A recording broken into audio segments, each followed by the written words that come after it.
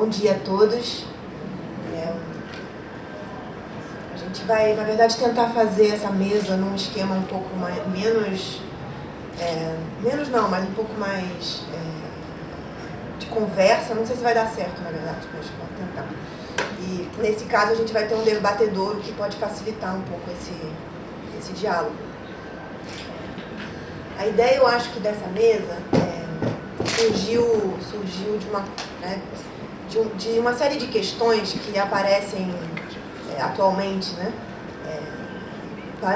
para os povos indígenas particularmente, não unicamente para eles, mas aqui vai ser o caso de focar nessa questão do ponto de vista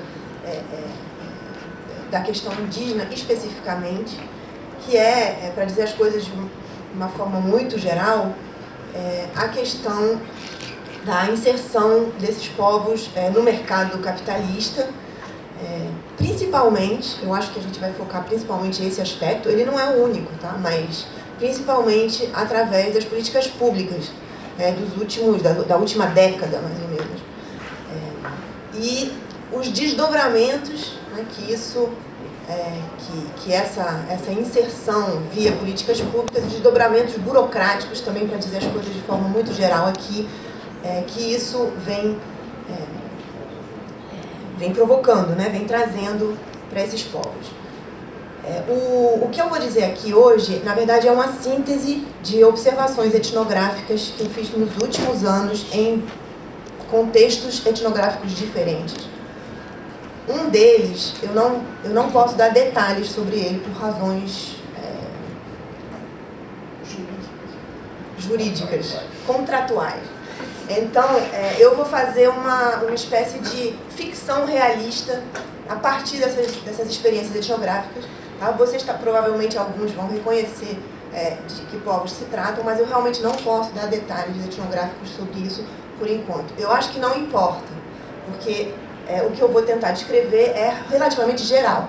Pode substituir carro, caminhonete por canoa, que as questões são mais ou menos as mesmas. Então, vamos imaginar uma aldeia em algum lugar do país, com aproximadamente 500 habitantes, numa região de colonização antiga,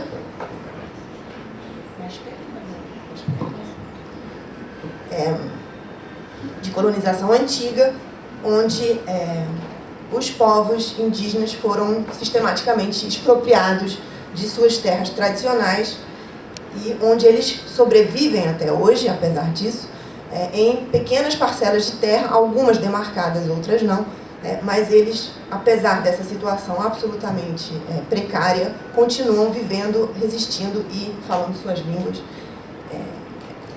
Enfim, então vamos imaginar esse espaço. Essa terra é demarcada, mas o espaço é muito restrito. Então essa população de 500 pessoas vive numa terra muito pequena. Numa terra que foi antigamente ocupada por fazendas, entre outras coisas, fazendas de soja, onde foi usado agrotóxico na terra, enfim, a terra, os rios são assoreados e a terra é de péssima qualidade para o cultivo de alimentos, né, para consumo. Além disso, as casas nessa aldeia, as casas onde as famílias extensas habitam, são afastadas umas das outras, e a distância entre as casas é grande, a distância entre as casas e a escola também é importante, de vários quilômetros. A cidade mais próxima dessa aldeia é situada aproximadamente a 35 quilômetros. Mas para poder chegar lá é preciso andar 8 quilômetros numa estrada de chão, de terra, para depois poder pegar um ônibus na BR, que passa um ônibus que passa uma vez por dia, e que leva até a cidade mais próxima. O problema principal nessa terra indígena é justamente a produção de alimento para a subsistência dessas famílias. A população depende hoje, em grande parte, né, de um programa de distribuição de alimentos chamadas cestas básicas, que a gente conhece pelo nome de cesta básica, né, que é distribuído pelo Ministério, né, do Desenvolvimento Social via FUNAI e pelo governo de estado. São duas cestas básicas, na verdade. E, por outro lado, depende também, hoje em dia, benefício, do chamado benefício do Bolsa Família, do programa Bolsa Família, que é uma política pública de transferência de renda, que vocês conhecem, sobre a qual a gente pode eventualmente falar mais depois. Esse programa de transferência de renda, esse é o nome, é uma renda condicionada, que concede benefícios às famílias com renda per capita de até R$140, o que integra o pagamento dos benefícios financeiros ao cumprimento de condicionalidades de educação e de saúde. Depois eu vou voltar sobre esse ponto. O que eu proponho fazer aqui é acompanhar, de certa forma, fazer uma ficção a partir da experiência da Dona Laura com esse benefício. Dona Laura é uma indígena, casada, de 40 anos, mãe de 6 filhos. Ela cria um neto, que é filho da sua filha mais velha, e que ela pegou finalmente, que separou do marido, enfim, ela ficou com a criança para criar. Ela é casada com seu Alberto, de 48 anos. Esses personagens não existem, são nomes, é uma ficção mesmo. Ele costuma trabalhar nas fazendas, que cercam a terra indígena, e no início de cada ano ele sai da região para trabalhar numa plantação de frutas no sul do país. Esse trabalho sazonal, anual, é de mais ou menos 2 meses. Os homens da aldeia, quase todos, saem para fazer esse trabalho sazonal e voltam, ficam ausentes uns 2 meses aproximadamente, e com isso eles recebem um salário de 2 meses. Esse salário ele é um salário legal, ele é declarado no INSS. Mas já o trabalho nas fazendas não é um trabalho por fora. No dia 15 de cada mês, Dona Laura tem que ir para a cidade para receber o benefício na lotérica. Na verdade, não é bem assim. Ela não precisaria ir todo mês para a cidade, porque esse benefício fica disponível 90 dias. Mas os donos da lotérica local, que é o único lugar onde ela pode receber esse benefício, criaram regras próprias para os indígenas, para a distribuição do benefício aos indígenas. Essa lotérica, ela exige, por exemplo, que o beneficiário compareça numa data exata. Isso fica anotado no extrato do benefício mensal. Então, quando a Dona Laura recebe no dia 15 de abril, a funcionária da lotérica anota a data na qual ela vai ter que receber no mês seguinte. Essa data, que é fictícia, porque a regra do Bolsa Família não impõe uma data fixa para retirar o benefício, ela é explicitamente dada à beneficiária, como são os termos técnicos para designar as pessoas que recebem o benefício, com uma espécie de ameaça embutida na mensagem, que é: se você não vier no dia 15 do mês que vem, você perde o benefício. Se você não perde o benefício. Ou então, se você não vier no dia 15 do mês seguinte, você tem que vir no dia 15 do mês depois. Quando ela não comparece na data marcada, várias coisas podem acontecer. Primeiro, ela pode não receber, simplesmente, se ver recusar. O que acontece mais geralmente é que ela é enviada para o fim da fila. Então, quando ela chega, ela pode chegar cedo, tanto faz, ela vai esperar todos os daquele dia receberem, todos os indígenas, estou falando só de indígenas, receberem, ela vai para o fim da fila, ela vai ter que esperar. Se sobrar dinheiro no caixa, ela vai receber, senão ela não vai. O tratamento preconceituoso e agressivo dos funcionários da lotérica não é uma prerrogativa da lotérica dessa cidade. É uma característica geral, que marca as relações nessa região do país e em muitas outras. Além disso, essa mesma lotérica, ela, de certa forma, cria uma série de outras restrições para os indígenas, ou de outras exigências para os indígenas. Por exemplo, tipos de documento.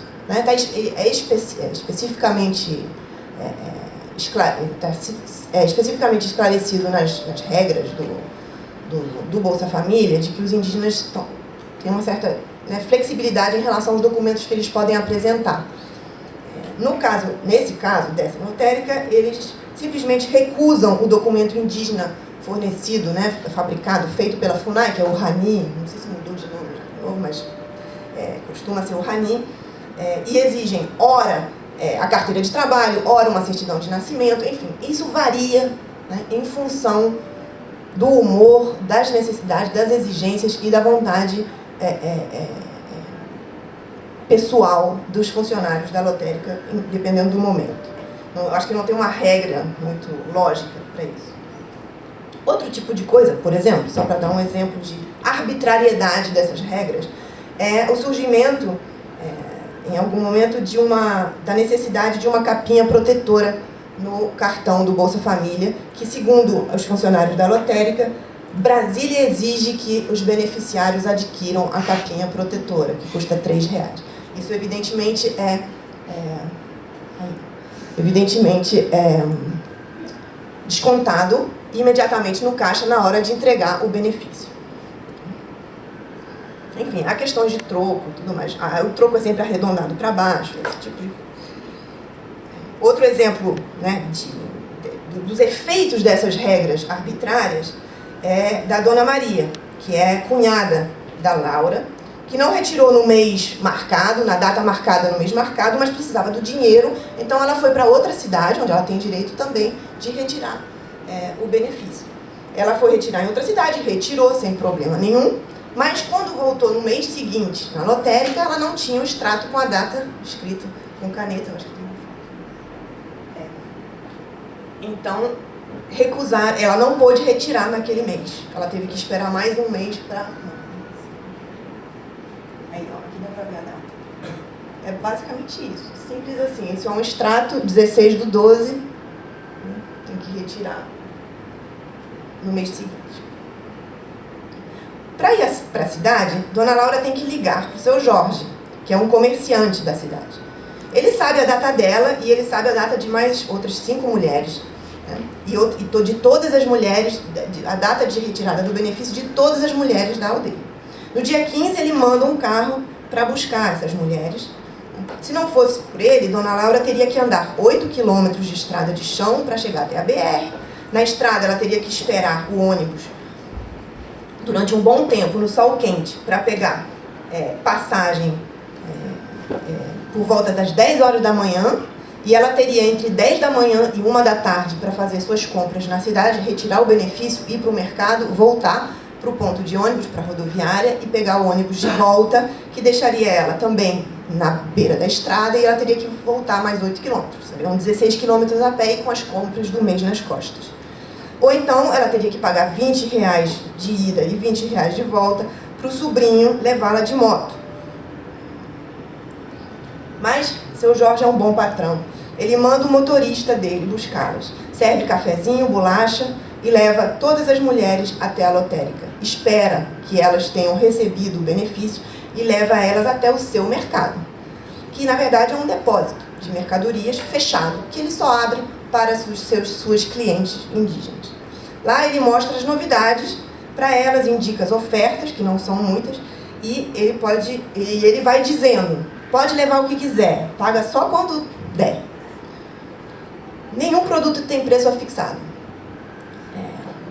Dona Laura disse, os patrões sabem o preço de cabeça. Só eles sabem o preço das mercadorias de cabeça. E ela só vai saber o valor total da sua compra no final, né, quando ela for pagar no caixa e a esposa do seu Jorge fizer a conta dela. Nessa conta vai entrar o frete, a gasolina, a bolacha, o café.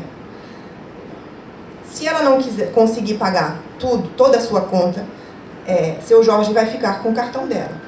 Ele só vai entregar esse cartão na lotérica no mês seguinte, na hora dela sacar. E ele só vai devolver quando ela saldar sua dívida. Na hora da conta, às vezes há juros também que são descontados. Isso varia, depende do patrão. É muito comum que o cartão de Dona Laura fique com seu Jorge. Ano passado ele ficou mais de 6 meses com esse cartão nas mãos, porque o benefício dela baixou. Assim, de repente. É bom porque ele é bom, porque ele ajuda, né? Ele ajuda nessa questão do transporte, mas ele também ajuda na questão do transporte das pessoas da aldeia em casos de doença, para levar para o hospital, quando não há ambulância disponível, em caso de resolução de problemas de documentação, né, de burocracia, tanto nessa cidade quanto em cidades mais importantes do estado. Mas, enfim, o benefício da dona Laura, portanto, baixou de repente, sem explicação e sem ela poder recorrer, né, a ninguém para tentar entender o que tinha acontecido. Na verdade, foi logo depois do recadastramento, o CRAS da cidade. O CRAS é o Centro de Assistência Social da cidade. Periodicamente, esse recadastramento é organizado pelos municípios. Acho que ele tem que ser feito de 2 em 2 anos, mas ele pode ser feito mais frequentemente. No recadastramento, ela teve que enfrentar uma longa espera e foi atendida pela assistente da prefeitura que trabalha para o Bolsa Família, que faz esse cadastro e o recadastramento periódico. Dessa última vez, nesse último recadastramento, a dona Laura foi sem a filha, que é quem fala bem português. E a moça do cadastro perguntou muita coisa. E um dos problemas foi o item renda familiar. Já vou terminar, tá? O cadastro único, ele estabelece justamente os critérios de elegibilidade, né, para os programas sociais federais e para o Bolsa Família. Se você não atualiza o cadastro, seu cartão é bloqueado. Cada beneficiário tem um número, aparece naquela foto lá, o NIS, né, no final do mês. Esse número identifica cada um dos beneficiários do Bolsa Família, cada família, na verdade. O município organiza esse recadastramento, né, e quando esse recadastramento não é feito, o bloqueio não é automático, né, o beneficiário é avisado, eu acho que ele tem 3 avisos, ele recebe 3 avisos, no extrato do benefício, que é esse papelzinho.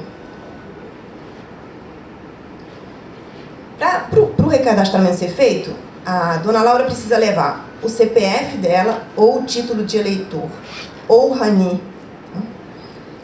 Para os demais membros da família, as certidões de nascimento ou outro documento. No caso dos indígenas, os documentos são a exigência é mais flexível. Um comprovante de residência, isso também é um pouco diferente. A conta de energia, mas se puder, é bom levar. Se tiver e se puder, é bom levar. E, principalmente, o comprovante da matrícula das crianças e a carteira de trabalho dela, do marido, se ele tiver. O problema do item renda, que apareceu nessa entrevista, é que a funcionária perguntou qual era a renda familiar dela. Já dona Laura não fala bem português, mas a funcionária explicou. Seu marido, a senhora, não recebe dinheiro, não? Silêncio. Não. Ela responde constrangida com a cabeça. Não. E você? Você não vende nada? Não faz nada para alimentar sua família? Se fosse verdade, você estaria descalço agora. Dona Laura não responde. Aí ela pensa no trabalho do marido na fazenda, mas lembra que é um serviço feito por fora. Fica sem graça de explicar, fica muda. A funcionária insiste. Quer dizer que ninguém trabalha na sua casa. Envergonhada, Dona Laura tenta achar uma coisa para se livrar. Se livrar das perguntas. Eu vendo pamonha. Ah, então quanto você recebe por isso? Por mês? Mais ou menos. Uns 150, ela chuta um valor. Isso vai para o cadastro. Depois disso, 2 meses depois, o benefício dela baixou. Mas ninguém explicou para ela por quê, né? Nem que tipo de consequências teria a declaração dela. Dona Maria, cunhada da Laura, viveu a mesma coisa esse ano, mas ela tem 12 filhos. O benefício dela passou de 800 para 300, sem explicação nenhuma. É que na hora do cadastro, na hora de responder ao interrogatório da funcionária da prefeitura, no item renda, ela falou que o marido foi para o sul, né, colher frutas. Aí a funcionária perguntou, mas qual é a renda dele? Aí ela deu o valor total do que ele recebeu nos 3 meses de trabalho, de R$1.000. Isso passou a ser a renda dele mensal. Então a renda familiar mensal dela passou de 0 para 1.000 e ela ficou sem o benefício, sem explicação. Outro item complicado é o item da composição familiar. Só para fazer uma evocação disso, porque já é um outro, dá para fazer, não sei, 4 palestras sobre isso. Dona Laura nunca conseguiu incluir o neto que ela cria, porque ele foi registrado em outro município e cadastrado no Bolsa Família pela mãe com outro nome. Por isso, ela teria que arrumar dinheiro para ir para o cartório de lá, para resolver esse problema de documentação, para poder recadastrar ele no CRAS, no Cadastro Único da cidade dela, do município dela. O filho mais velho dela também foi excluído esse ano, né? Foi excluído esse ano do Bolsa Família porque ele deixou de frequentar a escola para ajudar o pai no trabalho na fazenda. O dinheiro do benefício, né, não dava para vestir e comprar o material necessário, o material escolar necessário para todos os filhos. Então, o mais velho passou a trabalhar com o pai. É que, para receber os benefícios, né, todos os menores de 18 anos têm que estar matriculados na escola. Mas na aldeia só tem escola até o 4º ano. Então, a partir do 4º ano, a partir do 5º, desculpa, os filhos precisam ir para a cidade, fazer esse mesmo percurso de 8 quilômetros, volta, vai. No começo do ano, na reunião com a diretoria, os professores avisam as famílias indígenas.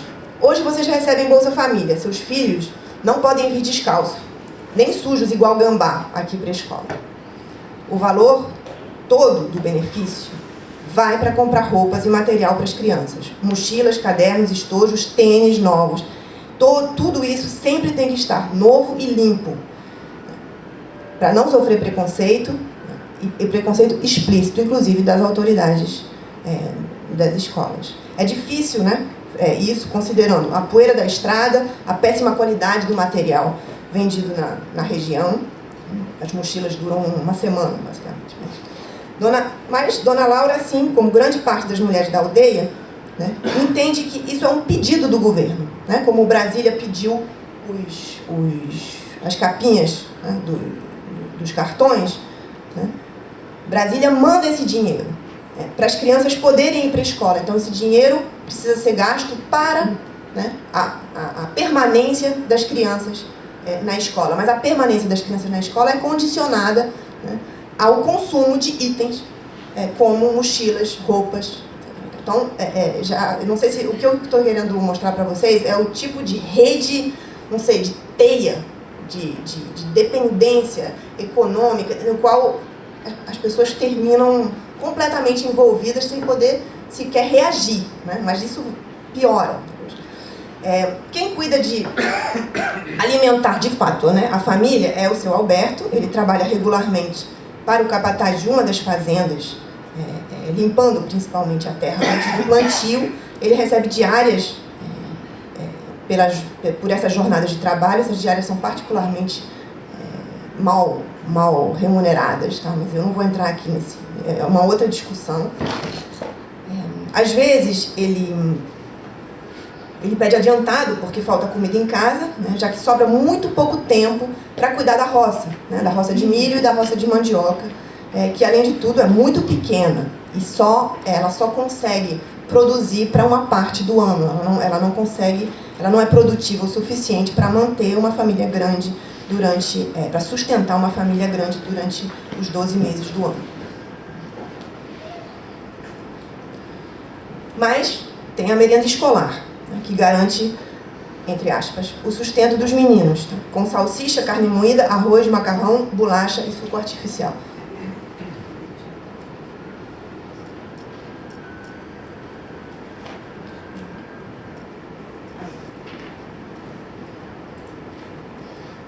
Às vezes tem a cesta básica também, quando ela chega, que ajuda, né, a sustentar a família, apesar de que geralmente uma cesta básica, para uma família de 6 filhos, ela dura uma semana, mais ou menos, às vezes um pouco mais. Então, quando essa cesta básica chega, ajuda, né, e sem ser o feijão, que vem sempre bichado e vencido. Posso mostrar. Eu já passei do tempo.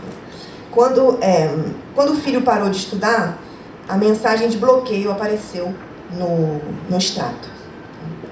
Isso é um outro aspecto que eu acho que talvez a Joana pode retomar depois, que é essa questão da relação com todos esses papéis, né? Então, a partir do momento que você vira um beneficiário, você também tem uma série de obrigações burocráticas que vão se multiplicando e elas nunca terminam, né? E toda essa linguagem é uma linguagem, primeiro, muito nova para todo mundo e muito específica, muito obscura e muito sucinta. Então, no extrato, as mensagens que aparecem são completamente desconectadas do contexto para qualquer pessoa. Então, uma das situações que eu vivi lá eram as mulheres que elas tinham entendido que tinha uma mensagem dando uma ordem para elas irem comprar 3 facas na cidade.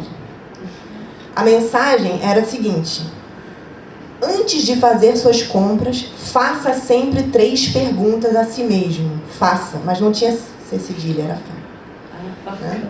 Faça 3 perguntas a si mesmo. Assim, você precisa disso? Você precisa comprar isso? Esse produto vale esse valor? Sei lá, tinha umas 3 perguntas meio metafísicas ali, mas assim, a introdução era: faça 3 perguntas, sempre. Então elas foram para a cidade comprar facas. Então, assim, mas é para vocês verem um absurdo do tipo de situação que esse tipo de não comunicação provoca. Entendeu? É um exemplo extremo, mas é isso. Essas mensagens não fazem sentido nenhum para ninguém. Então, isso é só um exemplo além disso. Não sei se eu botei, talvez tenha a frase. Aí, ó, tá aqui, mas não sei se vai dar pra ver. Dica do Bolsa. Peraí, vou ler aqui. Ali, já apareceu ali. Antes de comprar qualquer coisa, faca, 3 perguntas. A você mesmo: eu preciso mesmo? Tem que ser agora? Este gasto é mais necessário que outros? Compre se responder sim para as 3. Só que Conselho do Estado. O numeral vai depois do nome. Nessa lista.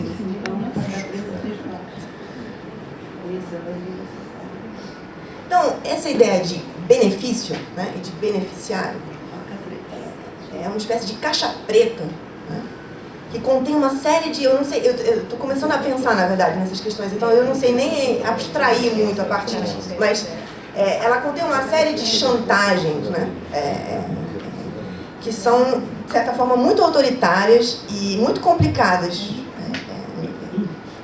para quem vira beneficiário, porque é uma coisa meio que inevitável, né? Esse dinheiro acaba se transformando numa máquina de chantagem coletiva e individual do Estado, que força a inserção dos beneficiários no mercado. Não tem escolha, ninguém está escolhendo ser beneficiário. Você é beneficiário, a partir daí você tem que se endividar, você tem que responder ordens dadas via extratos, você tem que responder interrogatórios em prefeituras e em centros de assistência sociais, enfim. O que eu acho que essas situações mostram, e ainda, eu insisto, eu estou começando a pensar nessas questões, então não sei, eu quis dar uma impressão para vocês, que é um pouco a impressão que eu tenho, não está muito racionalizado isso aqui, mas é uma espécie de teia, né, de relações abusivas e de dependência, na qual os beneficiários ficam completamente presos, né? A partir de um problema logístico de transporte, né? Não há transporte para chegar até a cidade para poder receber, né? E de condicionalidades que evidentemente são pensadas num modo universalista para o Brasil inteiro, tudo igual, né? Isso é outra questão, e do endividamento, né? Elas acionam uma série de agentes, empoderam, né, no pior sentido da palavra, uma série de agentes que já são agentes de poder, né, historicamente, ou seja, não é nenhuma novidade, simplesmente é mais do mesmo, pior, né? A lotérica, a prefeitura, a saúde, o município, a Secretaria de Educação e tudo mais, são todos atores vinculados ao poder público local e ao poder econômico, porque nessa região, e na maioria das regiões, são as mesmas pessoas. Então, por exemplo, a gestora do programa Bolsa Família local é irmã do secretário de Educação local. Né? Do secretário de Educação depende uma série de questões das condicionalidades que as famílias têm que cumprir em relação à escola. O vereador aliado daquela aldeia, isso quer dizer o quê? Quer dizer que é o vereador a quem as lideranças da aldeia recorrem quando tem um problema, falta água, tem um problema de transporte escolar, é o vereador aliado. O vereador aliado dessa aldeia, né, é cunhado do seu Jorge, o patrão comerciante. Os outros comerciantes são irmãos do prefeito da cidade.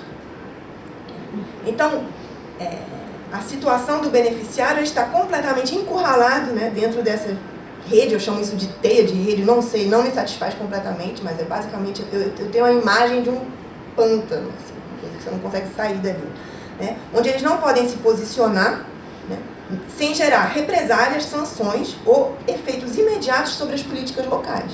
Porque qualquer tipo de ação política ou crítica em relação a todo esse dispositivo vai imediatamente ter repercussões sobre a vida deles.